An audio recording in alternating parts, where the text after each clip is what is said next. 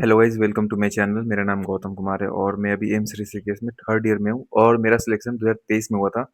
और उस टाइम मेरा आया था 680 आउट ऑफ 720। तो देखो यार, मेरा ना सेकेंड अटेम्प्ट में सिलेक्शन हुआ था और मुझे एक ड्रॉप लग गया था। और मैंने ऐसा क्या किया था ड्रॉप ईयर में जिससे मेरा 588 से 680 तक मेरा स्कोर बना, मतलब कि अप्रोक्स 100 नंबर का जंप मैंने किया। और ऐसा तुम क्या नहीं कर रहे हो जिससे तुम्हारा सिलेक्शन नहीं हो रहा है और तुमको ड्रॉप पे ड्रॉप लेना पड़ रहा है? तो इस पे बात करूंगा मैं।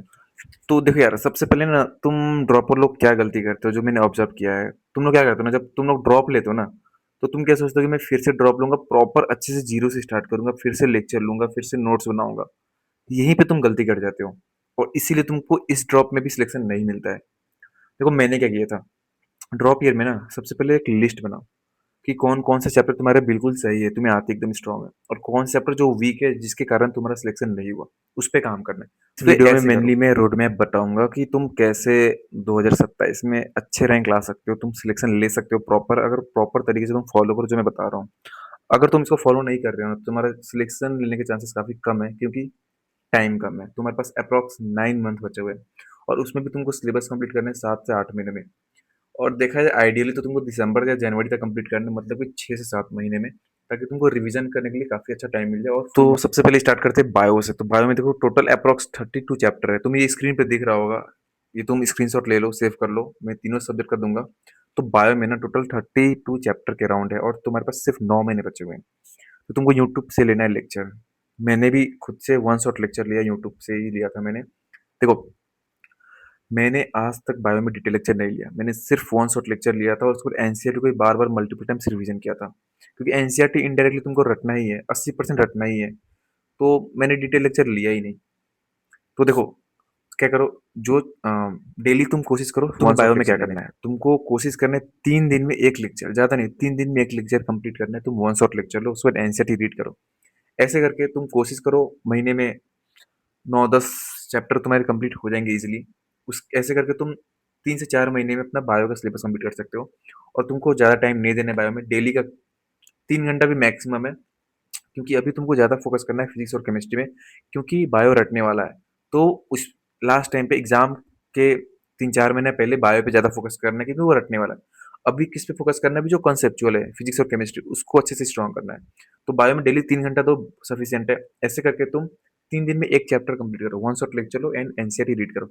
ऐसे करके 3 से 4 महीने में बायो अपना अच्छे से तुम्हारा कंप्लीट कर बायो लो। का सिलेबस अक्टूबर या नवंबर तक इजीली हो जाएगा एंड उसके बाद तुम फुल सिलेबस रिवीजन पे लग जाओ, डेली एक चैप्टर एनसीईआरटी रीड मार रहे हैं। तो ऐसे करोगे तो तुम्हारा बायो काफी ज्यादा स्ट्रांग हो जाएगा। मैं गारंटी दे रहा हूँ, अगर तुमने ऐसे प्रॉपर फॉलो किया तो। मैं अभी बोल रहा हूँ, तुम बायो में डिटेल लेक्चर मत लो, कोई जरूरत नहीं है। तुम वन शॉट लेक्चर, वो सफिशियंट है। और वन शॉट में एनसीईआरटी के सारे पॉइंट कवर हो जाते हैं, समझा दिया जाता है। एंड उसके बाद एनसीईआरटी रीड करने बैठो। जो मैं बोल रहा हूँ उसको फॉलो करो, तुम्हारे पास टाइम कम है। डिटेल लेक्चर मत लो, अभी फिजिक्स और केमिस्ट्री पे ज्यादा फोकस करना है। तो ये था बायो का। अब चलो बात आते हैं फिजिक्स फिजिक्स पे। में। और फिजिक्स में कम से कम 22 या 23 चैप्टर्स है तुम्हारे पास। और कितने महीने हैं? सिर्फ 9 महीने हैं। उसमें भी तुमको 7 महीने में या 8 महीने में सिलेबस कंप्लीट करना है। अगर इसके हिसाब से देखा जाए तो तुमको तीन दो से मिनिमम 3 चैप्टर तो तुमको कंप्लीट करना ही है। एक महीने में 3 चैप्टर कंप्लीट करना है, और तुमको पता है फिजिक्स में काफी टाइम लगता है और ये पॉसिबल नहीं, बट पॉसिबल है। तुम ड्रॉपर हो तो सबसे पहले क्या करो, सेम एक लिस्ट बनाओ। फिजिक्स में ऐसा नहीं कि तुम्हारा सारा चैप्टर वीक होगा, नहीं। कुछ कुछ ऐसे चैप्टर होंगे जो तुमको आता है, तुम्हारा बहुत अच्छा स्ट्रांग है। काइनेमेटिक्स, लॉ ऑफ मोशन, ये सबका अच्छा रहता है। तो ऐसे एक लिस्ट बनाओ जो जो चैप्टर तुम्हारा काफी अच्छा है, और एक लिस्ट बनाओ जो चैप्टर तुम्हारा काफी वीक है, जिस पे और काम करना बाकी है, जिसके कारण तुम्हारा सिलेक्शन नहीं हुआ। तो उसमें क्या करना है, जो चैप्टर तुम्हारे काफी अच्छा है, स्ट्रांग है, कॉन्सेप्ट एकदम क्लियर है, उसका तुम चाहो तो वन शॉट लेक्चर ले लो। और अगर नहीं लेना है ना, तो जो पुराने नोट्स है उसको रिवीजन करो एंड क्वेश्चन प्रैक्टिस करो, बस इतना करो, बाकी कुछ मत करो। और जो चैप्टर तुम्हारा काफी वीक था, तुम उसका लेक्चर ले सकते हो। अब देखो, बहुत बच्चे यकीन फॉलो कर रहे होंगे, मतलब कि बहुत सारे बैचेस। मैं बता रहा हूँ, खजाना लेक्चर जो है उसको फॉलो करो। मैंने खजाना अपने टाइम पे मैंने 100 क्रैश कोर्स आया था, तो वो लेक्चर खजाना में अवेलेबल है। तो खजाना से लेक्चर, वहाँ पे सारे रिकॉर्डेड लेक्चर है और वो सफिशियंट है, एकदम डिटेल में सब कुछ पढ़ा रखा है, मैंने वहीं से लेक्चर ले रखा है। अब मैं क्यों बोल रहा हूँ रिकॉर्डेड लेक्चर लेने का, क्योंकि लाइव में ना कहीं देखो, हर बच्चे का अपना अपना कैपेसिटी होता है। अब मेरा कैपेसिटी था, मैं जब भी लेक्चर लेता था 1.5 की स्पीड में लेता था, इससे कम तो लेता ही नहीं था। तो ऐसे टाइम बचेगा तुम्हारा, तो वही बोल रहा हूँ, या तो तुम पुराने बैच से रिकॉर्डेड लेक्चर ले लो, या फिर बेस्ट रहेगा खजाना से लेक्चर लो, वहाँ पे 1.5 1.25 की स्पीड में लो। और जहाँ बीच बीच में ना टीचर्स बच्चों का कमेंट पढ़ते हैं, उनका रिप्लाई देते हैं, तो वो कहीं न कहीं टाइम पास ही होता है। तो उसको स्किप करो, तो तुम अपने हिसाब से लेक्चर कंप्लीट कर सकते हो। तो तुम 2 घंटे का लेक्चर 1.5 घंटे में कंप्लीट कर सकते हो। तो ऐसे करो प्रॉपर। और जब भी लेक्चर लो साथ में कॉपी लेकर बैठो, 2 कॉपी, एक में रफ करना है, जो भी टीचर क्वेश्चन करवा रहे हैं, वीडियो को पॉज़ करो, क्वेश्चन खुद से प्रैक्टिस करना है। और दूसरा कॉपी में सारे फॉर्मूला लिखना है और जो भी थ्योरीज़ है ना जिससे क्वेश्चन बन सकते हैं या फिर लॉज़ वगैरह, उसको एक जगह लिखो। तो ऐसे करके 2 कॉपी लेके बैठना है और लेक्चर के साथ ही नोट डाउन करते जाना है। तो ऐसे करना है। ये हो गया, तो पता चल गया जो चैप्टर ईज़ी है कैसे करना है, जो चैप्टर तुम्हारे लिए टफ है उसका अच्छे से लेक्चर लेना, डिटेल लेक्चर। अब देखो बात करते हैं क्वेश्चन प्रैक्टिस। बहुत बच्चे ना एक्स, वाई, जेड बुक के पीछे भागते हैं, ये करूँगा, वो करूँगा। अरे भाई तुम खुद सोचो, तुम्हारे पास टाइम कितने, सिर्फ 7 महीने हैं। तुमको 1 महीने में 3 चैप्टर कंप्लीट करना है। तो यहाँ पे ना स्मार्ट वर्क करो। टीचर जो क्वेश्चन करवा रहे हैं वो करो। देखो स्क्रीन पे दिख रहा होगा।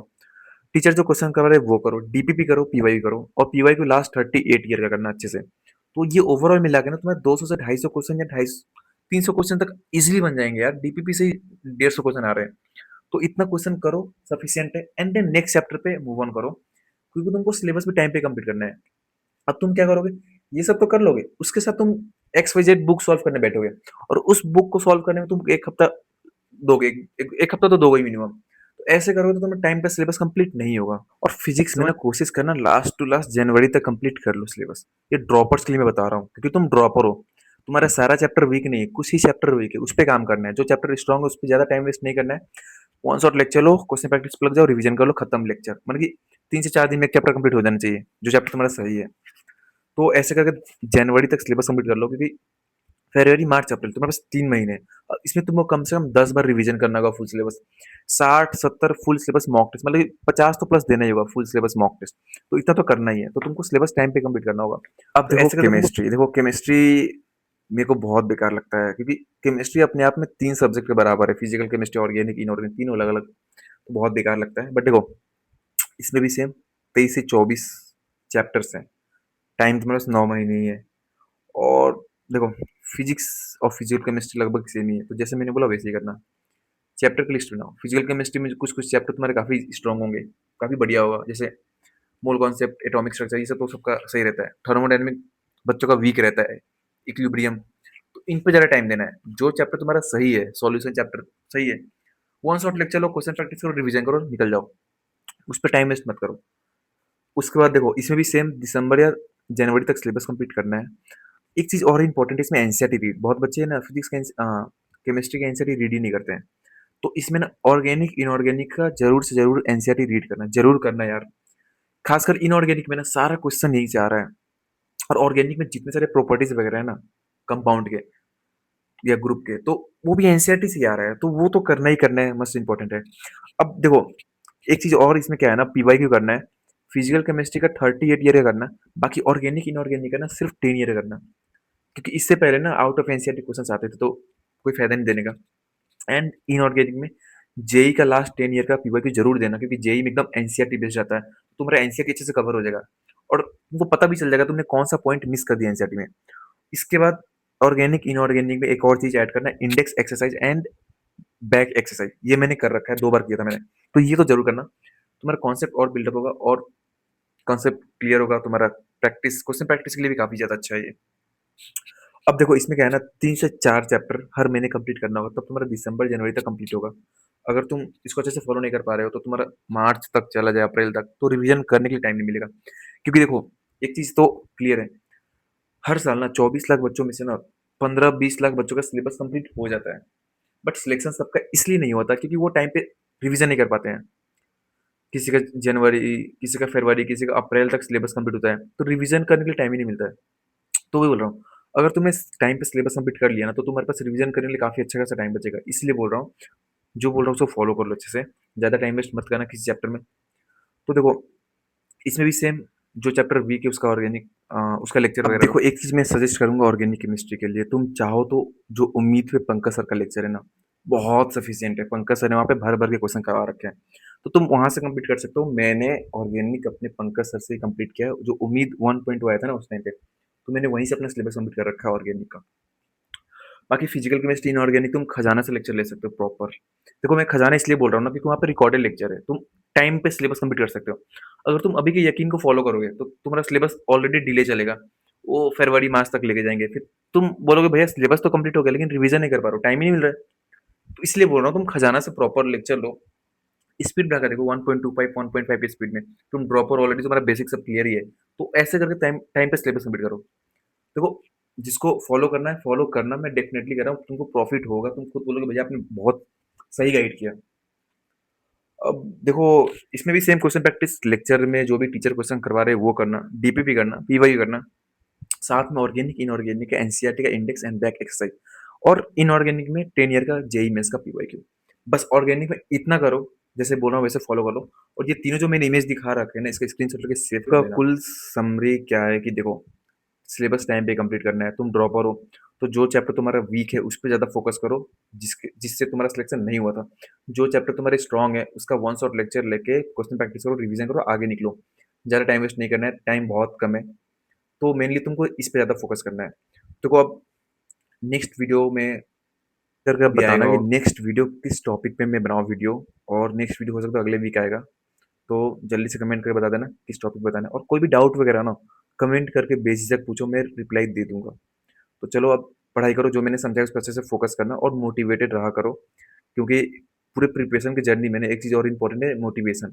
जब तक मोटिवेशन है तब तक पढ़ाई करोगे, जहाँ मोटिवेशन खत्म पढ़ाई करना मन बंद कर दोगे, मन डाइवर्ट होने लगेगा। तो इस पर ज़्यादा फोकस करना। और हाँ, अगर तुम नए हो ना तो सब्सक्राइब कर लेना, ये मेरा न्यू चैनल है, और इस पे प्रॉपर डालूंगा मैं अब रेगुलर कंसिस्टेंसी के साथ लॉन्ग वीडियो, हर टॉपिक पे डालूंगा मैं कैसे क्या करना है प्रिपरेशन में। तो चलो मिलते हैं फिर नेक्स्ट वीडियो में, सब्सक्राइब कर लेना जरूर।